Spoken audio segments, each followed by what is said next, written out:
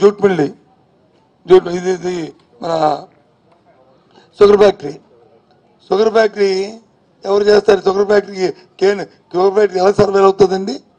ఫ్యాక్టరీకి తగినంత కేన్ ఉంటే సర్వేలు అవుతాయి. కేన్ ఎవరు వేస్తారండి? రైతు అయితే ఏ పంట వేస్తారండి?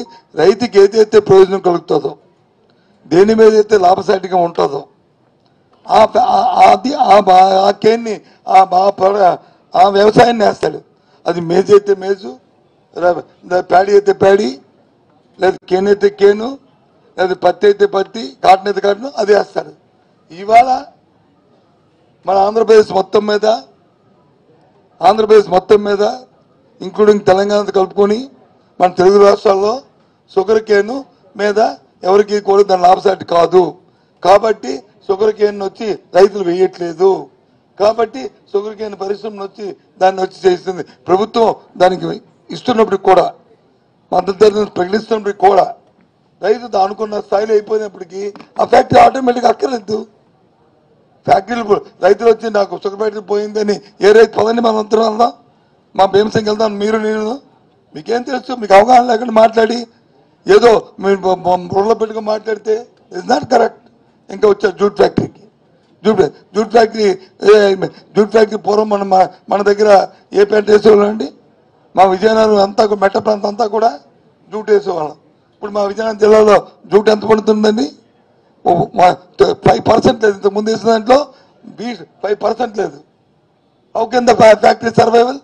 అక్కడైతేనే కోరుకుంటున్నప్పుడు ఎప్పుడు కూడా మీ రైతు వర్కర్ గురించి ఫ్యాక్టరీ ఉండదు, ఫ్యాక్టరీ గురించి వర్కర్ ఉంటాడు.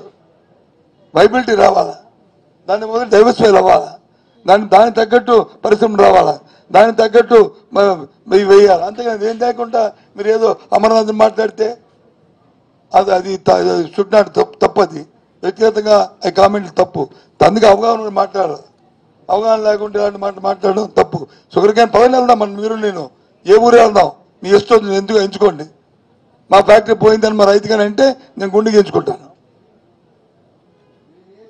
మా నియోజకవర్గం అంటారండి, అనకాపల్లి వెళ్దాం పదండి, ఇప్పుడు అనకాపల్లి వెళ్దాం పదండి. ఫ్యాక్టరీ ఎవరిదండి?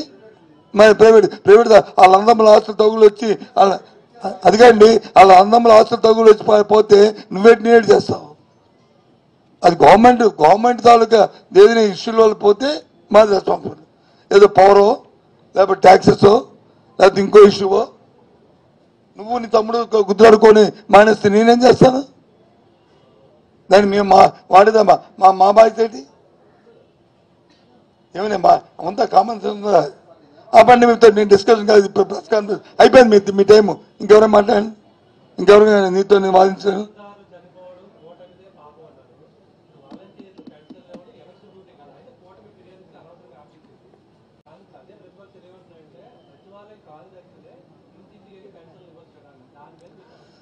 సచివాలయం ఇవ్వచ్చు, తమరు చెప్పింది correct. I agree with you, ఇవ్వచ్చు. సచివాలయం కార్యదర్శులు ఎంతమంది ఉన్నారు? మనం 10 మందిని అపాయింట్ చేస్తాం. 10 మందిలో యావరేజ్ ఒక్కో సచివాలయంలో 7 ఉన్నారు. అదే సచివాలయంలో వాలంటీర్లు ఎంతమంది ఉన్నారు? యావరేజ్ 20 నుంచి 22, 25 మంది ఉన్నారు. ఇది ఎన్ని రోజులు పడుతుంది? ఒకటి. రెండోది, అలవాటు పడిన వ్యక్తి ఆ డబ్బు తీసుకొచ్చి దాన్ని డ్రా చేసి దాన్ని అకౌంటబిలిటీ ఉండి అవన్నీ చేయాలి. ఇప్పుడు సచివాలయం కార్యదర్శి కూడా అకౌంటబిలిటీ ఉంటుంది. బట్ 25 మంది చేసే పని 7 చేయాలంటే ఎక్కడ అవుద్ది చెప్పండి? అగ్రీ, మీరు చెప్పిందే నేను అగ్రీ అవుతాను. అది ఎప్పుడు చేయాలి? ముందు నుంచి ప్రిపేర్ చేసుకోవాలి. వీళ్ళు ఎలాంటి దుర్బుద్ధి ఎలాంటి పెడతారు, ఎలాంటి చేస్తారు అని మాకు తెలియదు కదా. ఏదైనా దుష్ట శక్తులు దుష్ట ఆలోచనతో దుర్మార్గమైన ఆలోచనతో ఉంటారని మాకు తెలియదు కదా. మాకు తెలిస్తే మేము కూడా ప్రిపేర్గా ఉండేవాళ్ళం. ప్రభుత్వం అమ్మాయి దుర్మార్గులు ఎలాంటి పని చేస్తారని చెప్పండి.